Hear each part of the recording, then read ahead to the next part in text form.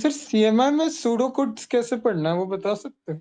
हाँ, pseudo code में कुछ नहीं, algorithm. Pseudo code like algorithm जो है उसको बेसिकली, बहुत स्यूडो कोड का मतलब ये है कि उसमें आपको कोड में कॉमा छूट गया ये सब कोई फर्क नहीं पड़ता। स्यूडो मतलब रफली एक कोड लिखना है ना। तो उसको तो वो कैसे, प्रिपेयर कैसे करना है सर? तो वो तो आप खुद से कर सकते हो, उसमें कुछ नहीं, एल्गोरिथम अगर आपको पता लाइक हो मेरा जैसे। कोई प्रोग्रामिंग बैकग्राउंड है नहीं उतना, अच्छा, इसलिए। तो कोई बुक उठा लीजिए, जैसे बुक है जैसे बहुत सारे कंप्यूटर की बुक आती है। एक बुक है लर्न फ्रॉम कंप्यूटर, जब मैं पढ़ा था तो उसका नाम, बुक का जो रेफरेंस बुक मैं आपको बता देता हूँ। ऐसा कुछ बुक का नाम है लर्न थ्रू कंप्यूटर्स या समथिंग।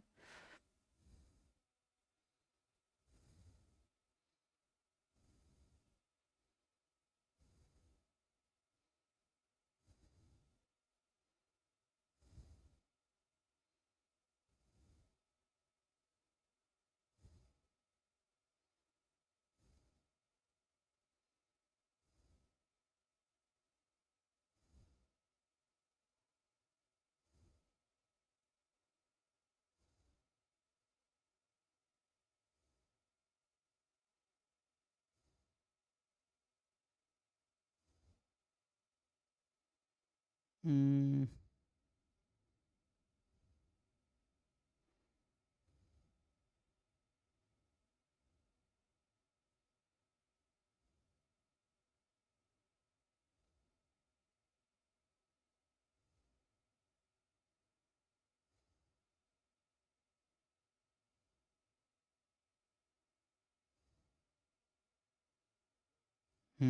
इसमें जो बुक है,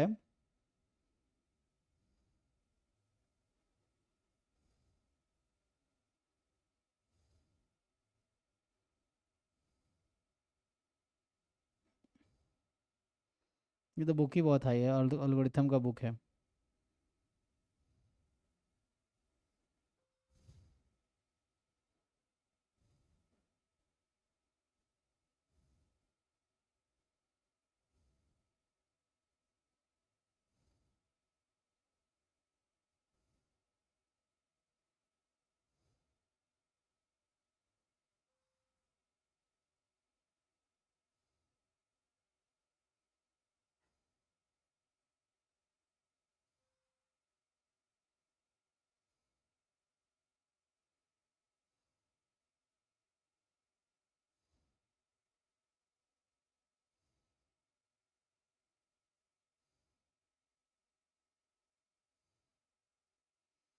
इसमें तो कोई भी बुक उठा सकते हैं, बुक का भी मुझे मिल रहा, हम लोग बॉम्बे में फॉलो किए तो बड़ा अच्छा बुक था, बेसिक था, प्रोग्रामिंग बुक का उसका नाम था, एग्जैक्टली मुझे तो मिल नहीं रहा है। सो वैसा कुछ है, वैसे मास्टर लेवल कोई कोर्स है मुझे देखना पड़ेगा, उसमें मिल जाएगा। तो कोई भी कंप्यूटर प्रोग्रामिंग वाली बुक उठा सकते हैं आप, स्पेशली जो ग्रेजुएशन लेवल का है, एटलीस्ट जिसमें एल्गोरिथम, या एल्गोरिथम भी कोई बुक उठा सकते हैं। जैसे मान लो मुझे फैक्टोरियल का ही प्रोग्राम लिखना है, आपको मान लो एन फैक्टोरियल कैलकुलेट करना है, तो इसका मुझे अगर प्रोग्राम लिखना है कि कैसे लिखेंगे, तो इसका जनरली होता है इनिशियलाइज करोगे आप, है ना। तो इनिशियली यू हाँ can assign X as zero, then आप एक फंक्शन डिफाइन कर सकते हो, है ना। तो वो आपको लिखना हाँ। पड़ेगा कि एक फंक्शन डिफाइन किया, डिफाइन अ फंक्शन, उस फंक्शन में क्या करोगे। सो यू विल, है ना, असाइन एक्स एज, जैसे आप एक्स को हम लोग असाइन करेंगे, क्या करना होता है फैक्टोरियल निकालने के लिए, मुझे क्या करना होता है, इसका एल्गोरिथम आता है n into n minus one factorial से, ठीक है। तो इसमें होता क्या है कि आप n को फिर उसके जैसे जीरो से हम स्टार्ट कर रहे हैं, x को इनिशियली जीरो फैक्टोरियल वन हो जाता है, तो इसका फैक्टर मतलब वन से स्टार्ट किया, फिर वन हो गया, फिर टू मल्टीप्लाई करना है, तो x को जो है ना हम लोग क्या करेंगे, x will assign x plus one as x, है ना, and then you will multiply it to x, original number जो है उससे मल्टीप्लाई करोगे। तो मतलब इसमें क्या है, रफली एक कोड लिखना पड़ता है, फिर आपको रिटर्न कराना पड़ता है। तो उसके लिए कोई भी मुझे लगता है प्रोग्रामिंग की बुक उठा लो, ठीक है ना। तो एग्जैक्ट बुक तो मुझे भी समझ वो नहीं, मतलब मिल नहीं रहा है, मैं ग्रुप में आपको भेज दूंगा, ठीक है ना। बाकी ओके। कोई भी एल्गोरिथम वाली बुक आप उठा लोगे तो इसमें एल्गोरिथम ही लिखना होता है, मेनली आपको एल्गोरिथम लिखना होता है कि कोई भी कोड का स्यूडो कोड कैसे लिखना है। यस, जनरली जो क्वेश्चंस आए हैं ना सीएमआई में, वहाँ स्यूडो कोड हाँ। लिखा हुआ है, आपको उसको प्रोग्राम मतलब आउटपुट निकालना है वहाँ पे, ऐसा रहता है। या। तो आपको समझना है कि ईच कोड का एग्जीक्यूशन क्या है, एंड देन उसके बाद उसका आउटपुट क्या आएगा, वैसा। तो वो आपको ओके। समझना पड़ेगा, ठीक है, इस और तरह वो से। प्रैक्टिस कैसे करे सर, उस टाइप के क्वेश्चंस? किस टाइप के? उस टाइप के क्वेश्चंस प्रैक्टिस कैसे हाँ करें? वही, बुक में बहुत सारे क्वेश्चन जो बुक में भेजूंगा ना, वो मैं एक बार हाँ। ढूंढ के भेज दूंगा, वो बुक में है बहुत सारे, उसके एग्जाम्पल एक्सरसाइज कर लोगे ना आप, तो देन हो जाएगा, है ना। ओके। वो तो ऑनलाइन बहुत सारे कोडिंग सिखाते हैं, जैसे ग्रीक फॉर ग्रीक्स या बहुत सारे ऑनलाइन वेबसाइट्स हैं जो कोडिंग सिखाते हैं। तो आप थोड़ा सा उसका प्रैक्टिस कर लो, बेसिक प्रोग्रामिंग स्किल स्ट्रॉन्ग कर लोगे तो हो जाएगा, है ना। अच्छा। कोई एक लैंग्वेज के थ्रू, वहाँ लैंग्वेज इंपॉर्टेंट नहीं है, स्यूडो कोड का मतलब यही है कि वहाँ पे पर्टिकुलर लैंग्वेज इंपॉर्टेंट नहीं है कि आप सी में लिखो या आर में लिखो या पाइथन में लिखो या C++ में लिखो या जावा मैटलैब किसी में भी, ठीक है ना। तो वो इंपॉर्टेंट नहीं है, स्यूडो कोड मतलब रफली एक कोड का आपको वो लिखना है कि कोड में करोगे क्या क्या, स्टेप्स लिखने, एल्गोरिथम टाइप का लिखना है।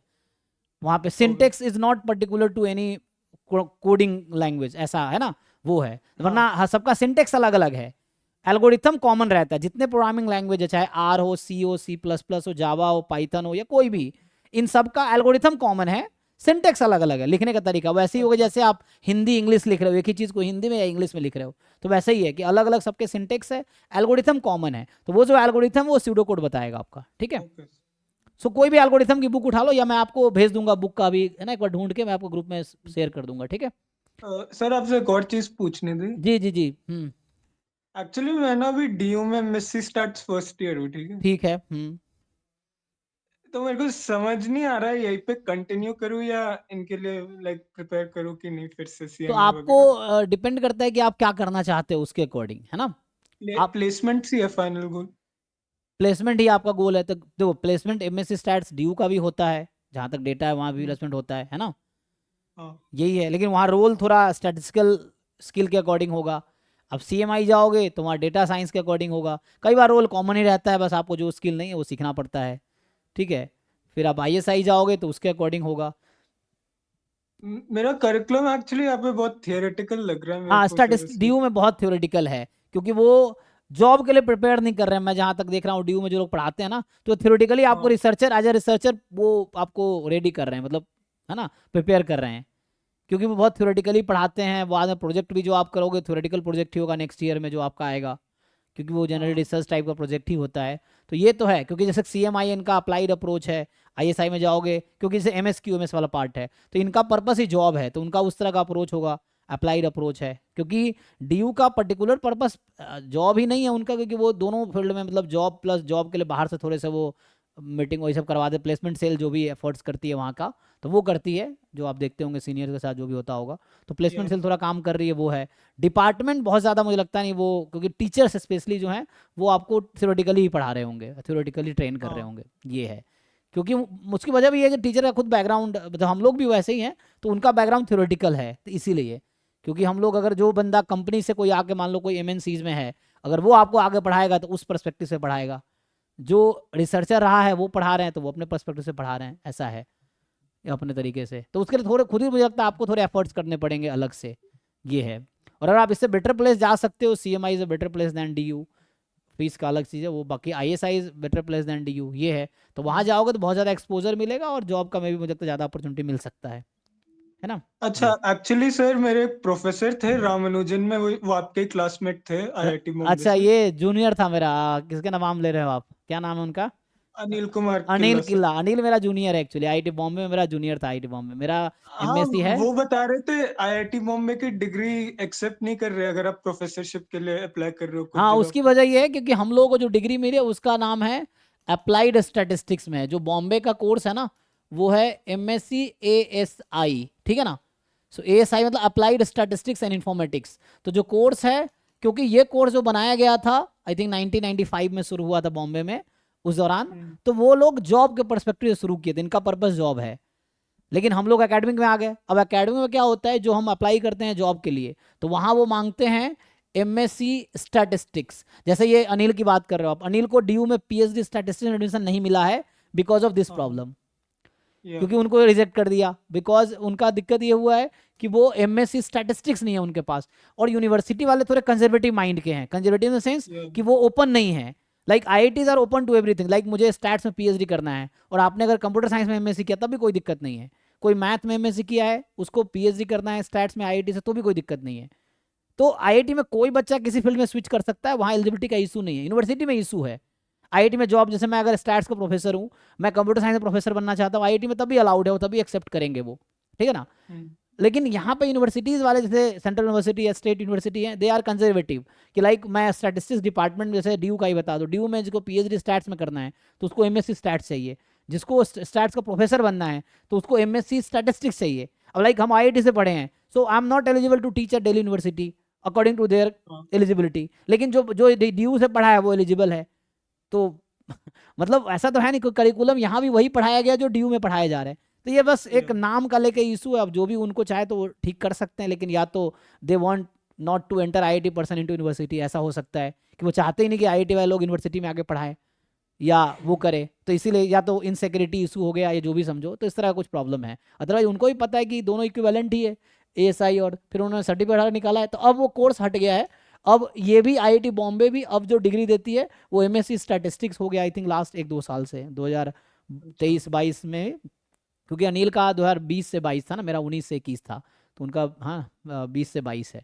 तो उसके बाद इन्होंने जो एचओडी है उन्होंने चेंज कर दिया इस, क्योंकि बहुत लोगों को प्रॉब्लम हुआ, मुझे भी हुआ और कई लोगों को प्रॉब्लम हुआ, इसलिए ये इशू है ना। But I think university should be open, NEP का यही है कि भाई सबको तुम ऑप्शंस दो, फ्लेक्सिबल दो, इंटरेस्ट को मैटर रखो, डिग्री बहुत ज़्यादा होने कोई मतलब ही नहीं है ना, ये चीज़ है। हाँ